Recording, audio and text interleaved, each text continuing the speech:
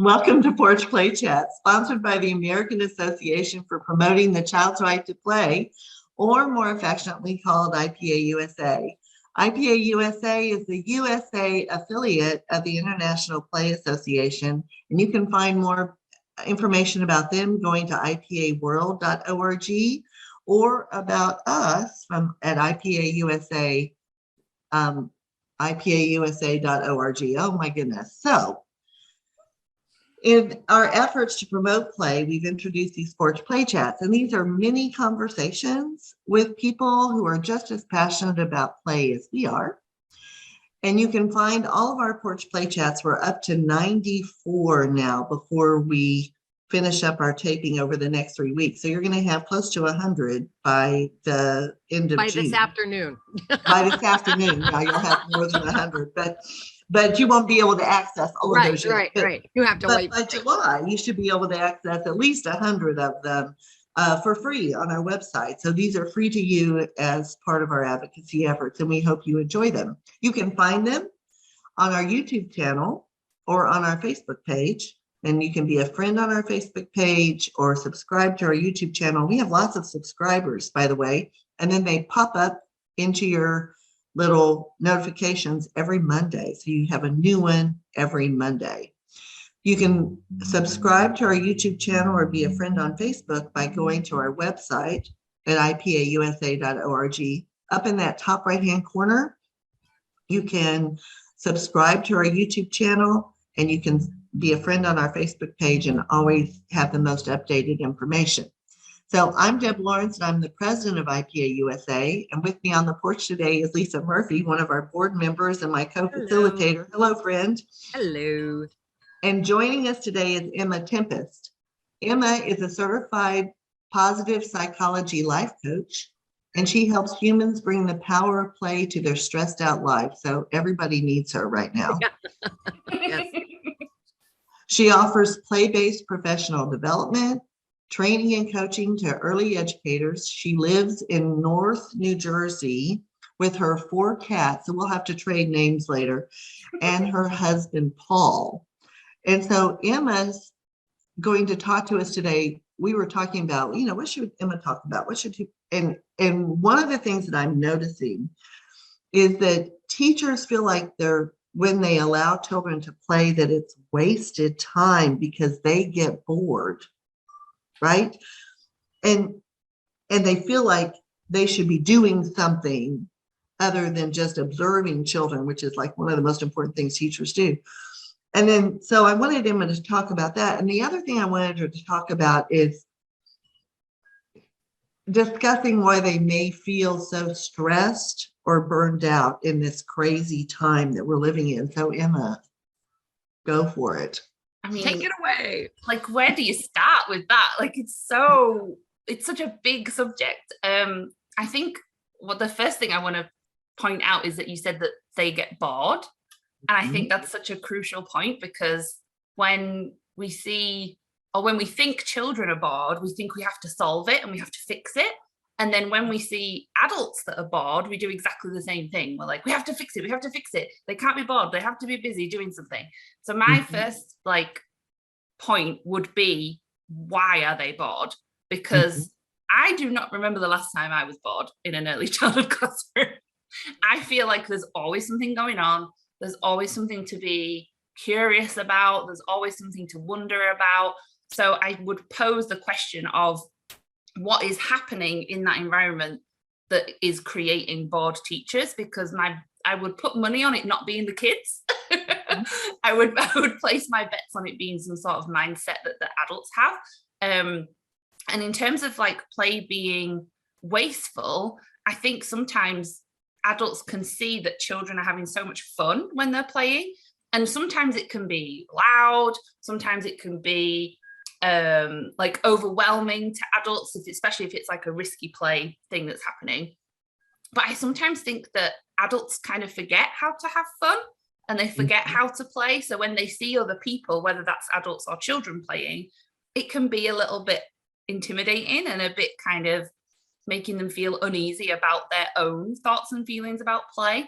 And of course, even just if you think about the word teach, which is sometimes thought of as the opposite of play, teacher, it's like in the name, like you expect to be doing something, because that's what teaching, quote unquote, is. It's doing something, it's making an action. So I do think that people can be very confused when it comes to play and what the adults can do, and feeling like it's a waste is a common thing that I found when I've been talking to educators, that they just don't get it. Yeah, and I think if they're bored. But hold on, we're using bored. Like I think there's room to put that then back on the person. Like if you're coming into my office telling me that you're bored in the afternoon, I'm going to be like, what do you mean by that? Like, let's get what actually do you mean? Because I don't want to assume that I'm thinking what you're thinking. You know, paint me a deeper picture.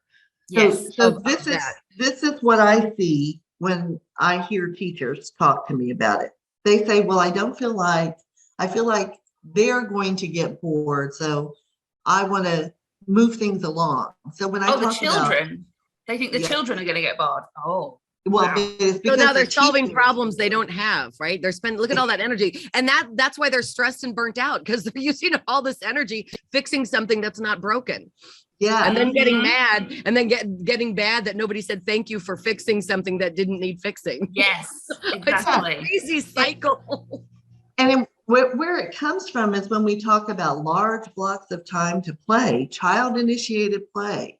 Maybe there's a playful learning opportunity over here, like a Reggio Emilia provocation. But when I say an hour to an hour and a half of child-initiated, they choose where to go, they choose how long to stay there, and your job is to observe, facilitate, but not interfere. And so that's where they begin to say, but won't they get bored? And in my head, I'm hearing them say, but I'll get bored, right? And so then we talk about everything that you can do during that wonderful hour and a half time when you're not trying to herd 25 children in a large group. So I think that's the tension that I'm hearing from educators, regardless of the grade level or age that they're teaching. They feel like they need to be doing something more than what they're doing, or they feel like they're bored. I think actually it's deeper than that. They don't feel like they're doing anything, period. They don't feel like they're doing enough. They're worried somebody's going to walk in, right? And it doesn't look like I'm using my master's degree, because all I'm doing is facilitating. And maybe I don't even know what that means. So I'm feeling like a bump on a log. The kids are totally engaged in what's happening. The adult's the one having the tension with their own self. And I think we then reach out externally to try and calm that tension, like doing something. I'm not doing enough. And I think Emma works a lot, and correct me if I'm wrong, with helping people be able to reconcile that disconnect in your own self.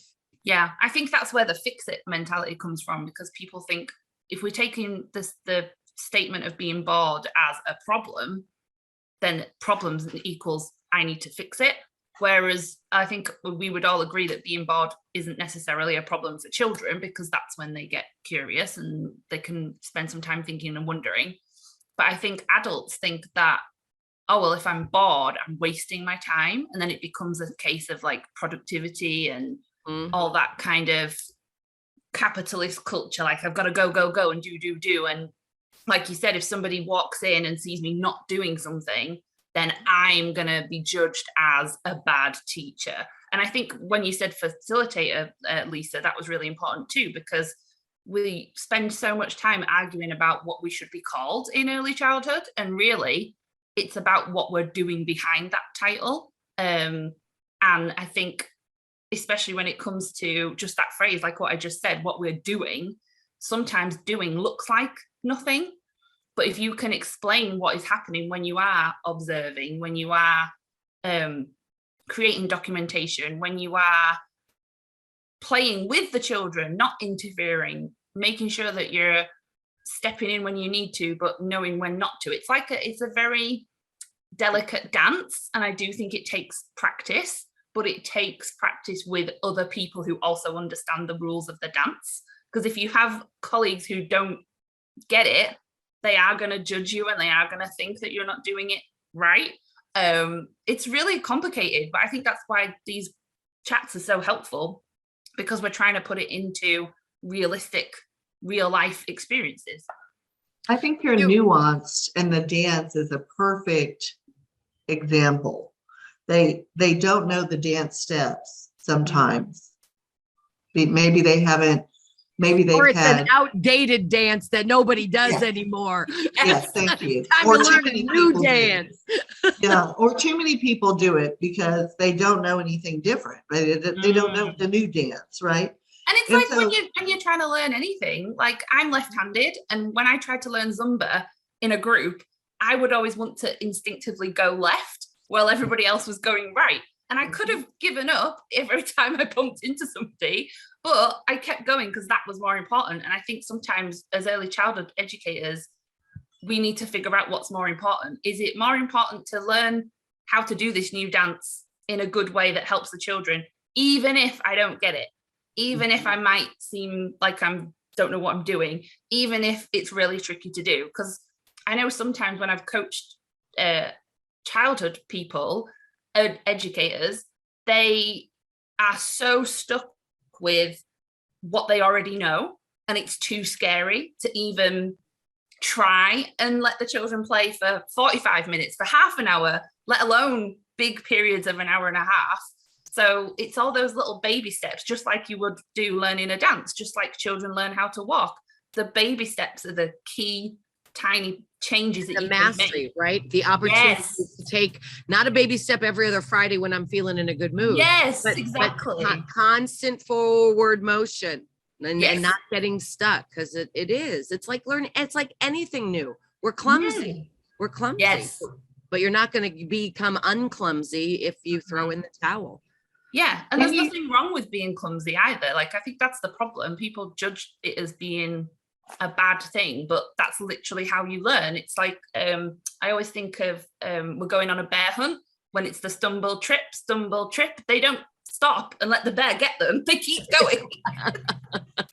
That's good. Well, and I think it's that piece where if we go back to the learning cycle that Bruce Perry talks about nonstop, it's good for everybody, right? You're curious. If we could just be curious and we could do our baby steps and we could try something new, recognizing it won't be perfect and that we have to have repetition in order to get mastery. Yeah. Then we give ourselves permission to not be perfect and to have the confidence in what we're doing is best for children. That's the piece that we need to lock on. Like I've started ramping up in the workshop some of my language a little bit. And by meaning ramping up the language, like I'm calling it out. You know, when you are doing something just because it's familiar and comfortable, but it flies completely in the face of best practice, and not personal preference, but best practice and the research. You know, there are some industries where you could get sued for malpractice for that.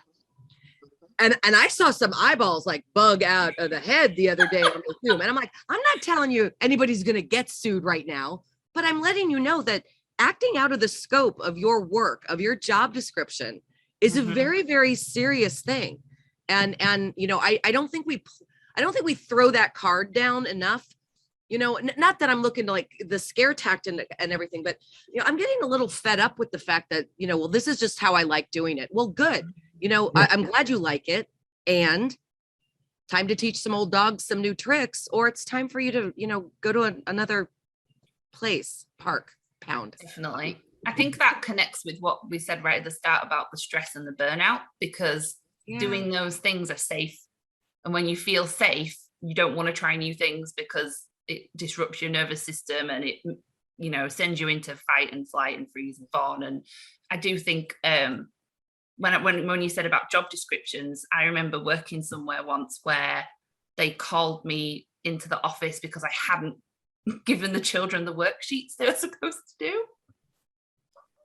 I was like, I'm not doing it. It's just not right. And I advocated at the time for those children. I explained why I didn't think it was appropriate, and I ended up quitting.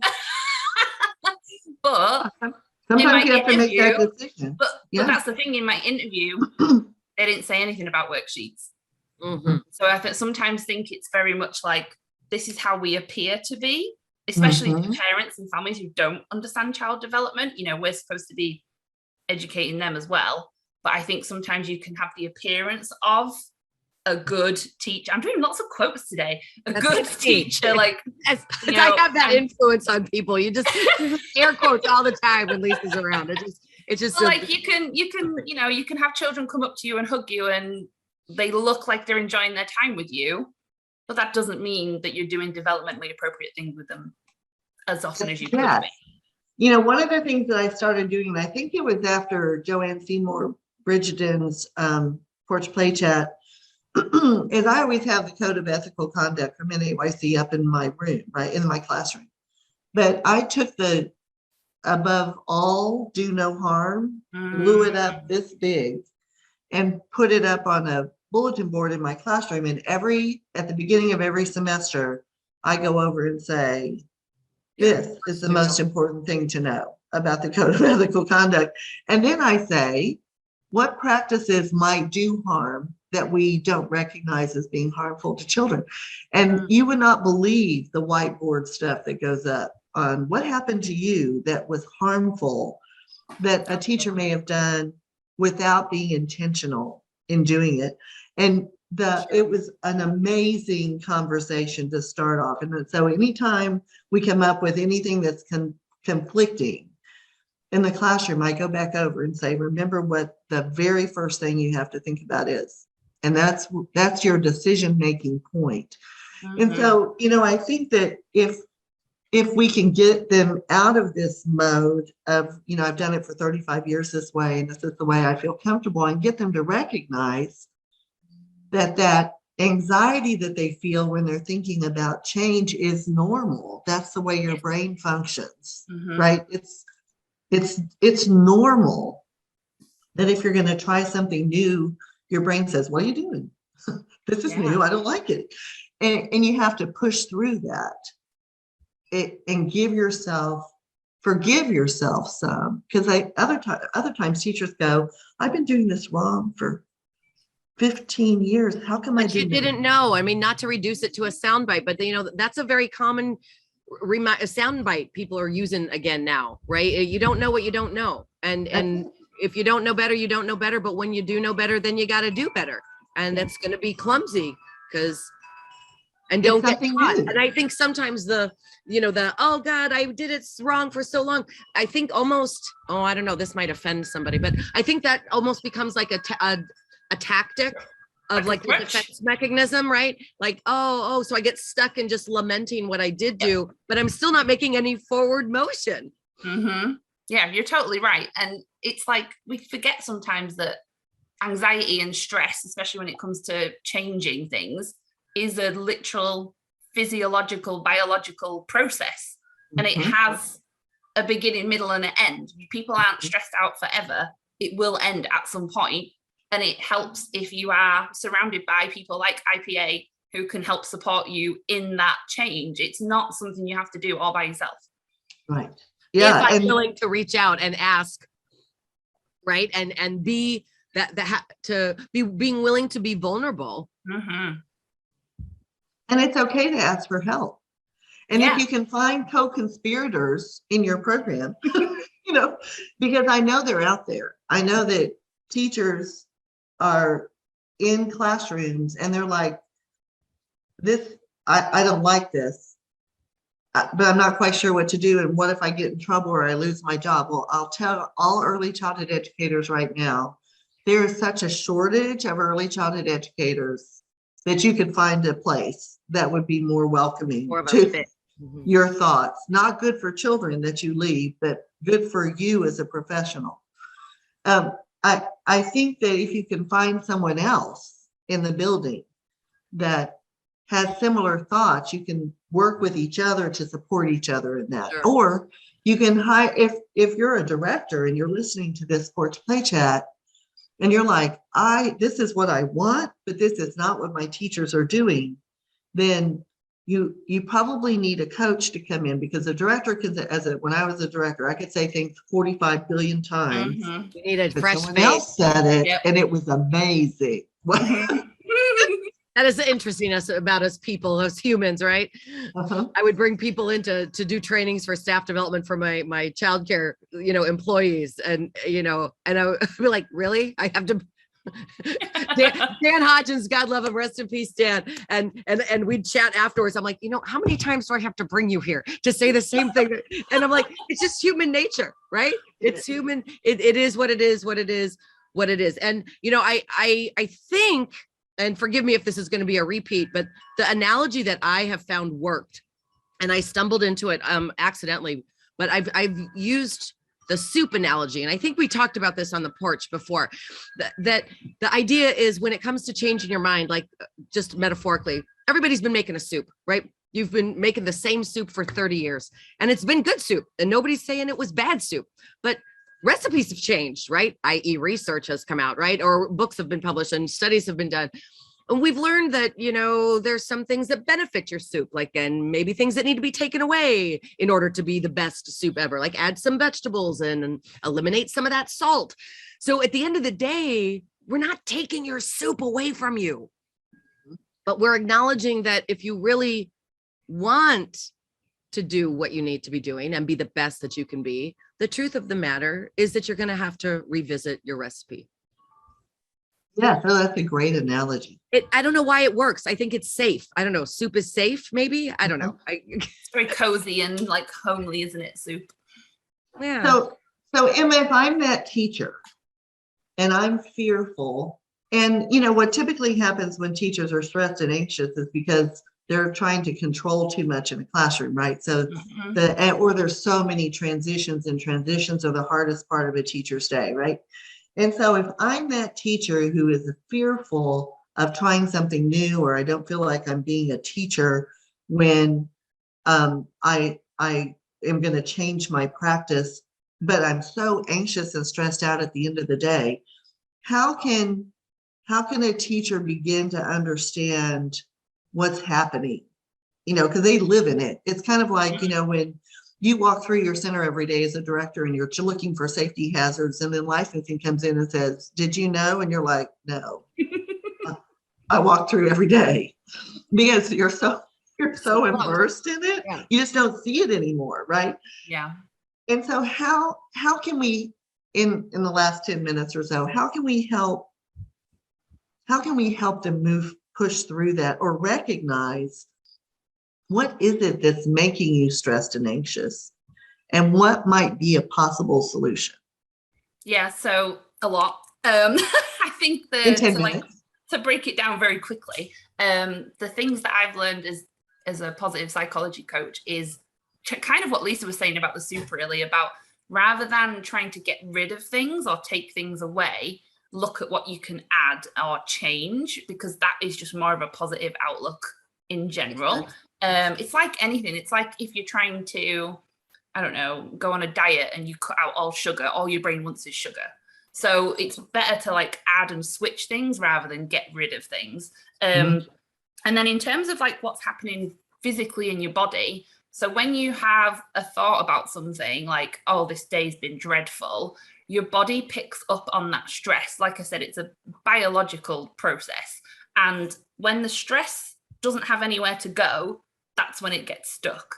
So there's some twin sisters who wrote a book called Burnout, The Secret to Unlocking the Stress Cycle. And they've both got PhDs. They're amazing people. And they talk about 7 different ways to complete the stress cycle, because it does have a beginning and a middle and an end. And I can't remember who said this, but somebody once said that emotion is energy in motion. So it's literally moving. So when I was in the classroom, I was like the champion of pushing my feelings down and squashing them and not dealing with them, because my thought was I have to be present for the children. So anything that I'm worried about, anything that's stressing me out, I'm just going to shove it to one side and be with the kids. And spoiler alert, it didn't work. Ended up very, very burned out. because all that energy didn't have anywhere to go. So one of the things that they say to do is to physically move, because then it teaches your body, oh, I am safe. So if you think about back in like the caveman days when we were running away from tigers, your body physically sends cortisol rushing through to get you to move to run away from the tiger. Now we're running away from like emails from our boss and texts from administrators. So the stress is still physical. So physical movement is soothing. So if you're in the classroom, walk around the classroom, hop, jump, skip, do whatever you need to do to physically move. It doesn't have to be like an hour at the gym kind of movement. It can be dancing. It can be just spinning around, just as long as you're physically moving, because then it tells your body that you're safe. Another thing that they say to do is to cry, which I love crying. It's like one of my favorite things to do because it works so well. And when I was researching this a couple of weeks ago, I found out that in Japan, they have something called crying clubs. And people like meet up and watch sad movies and cry on purpose. How cool is that? Because it releases stress. And then obviously, I agree. Like you might not want to do that in the classroom, but you might want to do it in the bathroom or in a cupboard. Like I've done that before, it happens. But the cool thing about crying is that there's 3 different types of tears. So there's emotional tears that have the stress hormones. And then there's the ones that just like lubricate your eye that are there all the time. And then there's reflex tears, like if you have like an eyelash and you, like, or if you get like dirt in your eye. And they found that the stress emotional tears release more hormones that literally calm you down.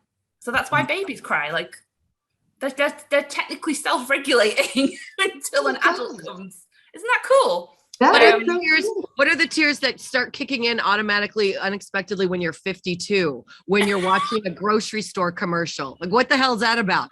Which ones are those? That's stress, and you need to release that. That's it. Does that happen? Like, I don't want to derail this as we're wrapping up, but my God, all of a sudden, like we're all just on with our day, and I see a commercial. I'm like, because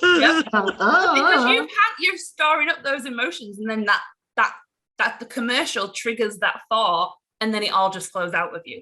And you know, it's almost like a socially accepted, like permission was granted. Like I didn't even know I needed it, but it's okay because it was kind of a sappy commercial. And meanwhile, oh my God.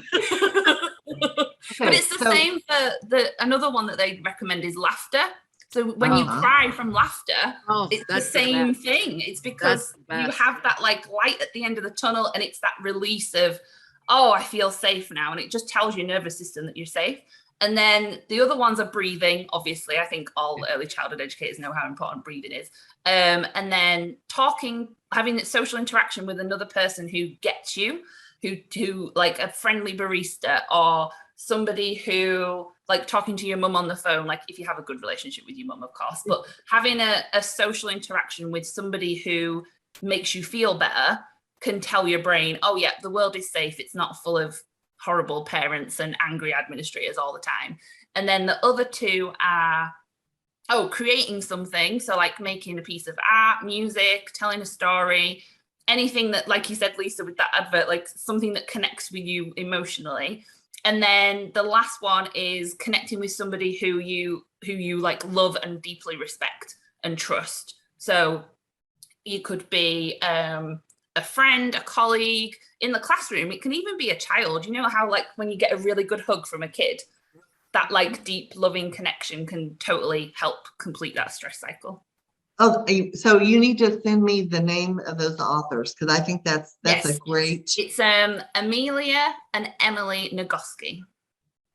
The stress cycle. The name of the book. Who knew it had a beginning and a middle and an end? And all this time, if we had just let it run its course, we wouldn't be crying during a deli ad. Yeah. Oh no, I cry at commercials and billboards. You cry at it. I could look at you cry and I didn't cry. It is, yeah. Absolutely. I cry at everything. So it's not even. You know, I want to have a whole conversation about crying. Yes. Yes. I love crying. And it doesn't take, I don't watch sad movies because I cry enough. Yeah. Right? So, you know, like, and if there's an animal in it, I don't watch any movies with an animal in it. No. Oh, can't do it. No, Absolutely not not. gonna happen.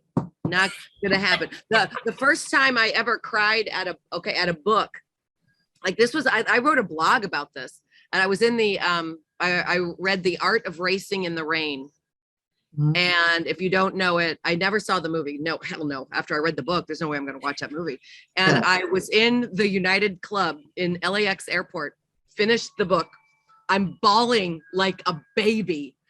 And this gentleman approached me and like of a concern, like, ma'am, you know, are you okay? And this woman was with him, I'm guessing his wife. And she's like giving me the body language. Are you okay? And I held the book up and she grabbed his arm and said, she's fine. It's just the book. She'll be fine. She'll be done in a second.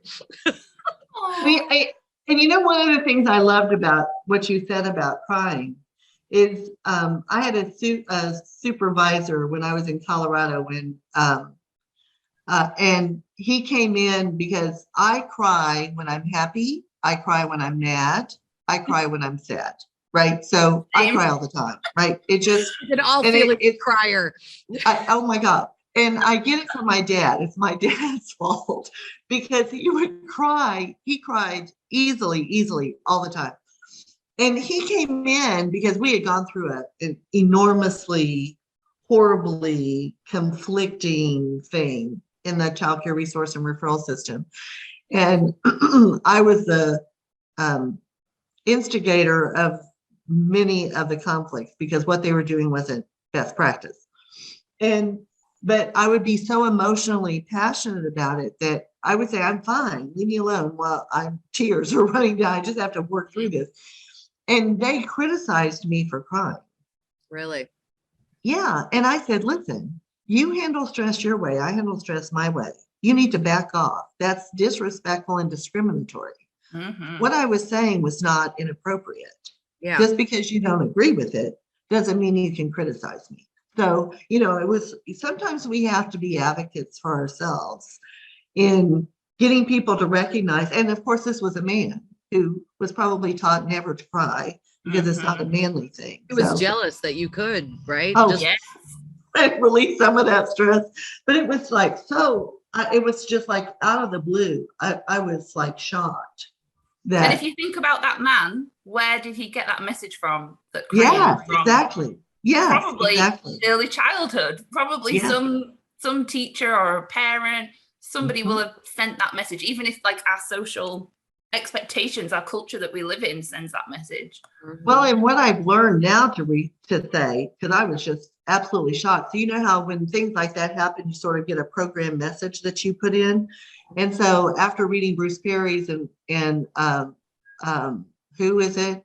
Oprah's book, my first statement now is, who did that? Who said that to you? Yeah. What happened? And that just stops. You know, it helps me and it stops them. There's a lot of there's a lot of inner childhood wounds that we need to. Yes. Okay, so we have to wrap up because our next person's in the waiting room. But Emma, this is wonderful. So I think we need more on this topic, more on if you're a teacher and you feel like you need to change your practice and you want a baby step. We always go back to Bev Boss, start in a corner, right? Start in a corner. And I'm gonna add something before we wrap it up, is the reminder that changing our practice is only going to be effective once we've identified our value system. So when we let our values be the guardrail, not a personal preference, not shouldas, couldas, and wouldas, but the values that we claim allegiance with, that should be what is assisting us in changing our practice. So if we've decided it's time to change, or somebody is telling us that it's, encouraging that they should be able to come back to a value. If we're saying we believe this, but you're doing this, you either don't believe this or it's time to change your practice. And that I always like to give a nod. That's Tom Bedard out of Minnesota. It's his quote I use like every day. You got to identify your values before you can reflect on your practice. And if you're ready to reflect on your practice, then you need to send Emma an email and sign up for some coaching. Yes, because she can help a lot. Okay, so Thank you, Emma. This was incredible. So to learn more about IPA-USA or to join us in our advocacy efforts, please go to our website at IPAUSA.org. And until next time, thanks for listening. Bye-bye.